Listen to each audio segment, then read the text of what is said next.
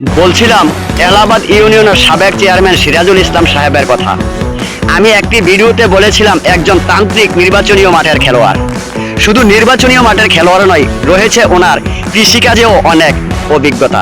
কলা চাষ থেকে শুরু করে মাছের চাষ পর্যন্ত অসংখ্য মাছের চাষের পুষ্কুনি রয়েছে। মূলত কথাটা না বললেই নয়, পুষ্কুনি শুধু মাছ চাষের জন্যই নয়, কিন্তু তার শখেরও একটি বশবর্তী। মাছ চাষ করেন, এরপরে বসে থেকে অনেকটা সময় কাটান এবং মানবিক কাজে কিছু কিছু সময় ব্যয় দিয়ে থাকেন। কৃষিকাজের অভিজ্ঞতার কথা যদি বলতে যাই, এই ভিডিওতে শেষ করা সম্ভব নয়। রয়েছে তার মাছের চাষের পাশাপাশিও অনেক বাগানি।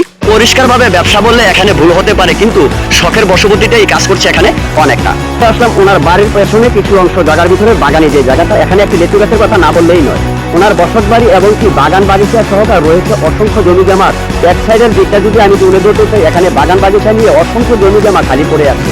আমি চলে আসলাম এখানে আমাদের একটি কলা বাগানের দৃশ্য দেখাতে। কি কাজ বলতে শুধু অর্থেই লাভ না, কিন্তু রয়েছে মনের দিকেও একটি খোরাক। চলে আসলাম একটি আম বাগান। বাগানে রয়েছে আমাদের ব্যানানা ম্যাঙ্গো থেকে শুরু করে আম্রপালি, চিয়াংমাং এবং কি বিদেশি অনেকটি জাতের বীজ। এখান থেকে অর্থ উপার্জন করে আমি সংসার চালাতে হবে, জীবিকা নির্বাহ করতে, তাই কিছু নয়। কিন্তু এখানে আমার মনের আনন্দটাই রয়েছে অনেকটা বেশি, জানালেন আমাদের সিরাজুল ইসলাম সাহেব।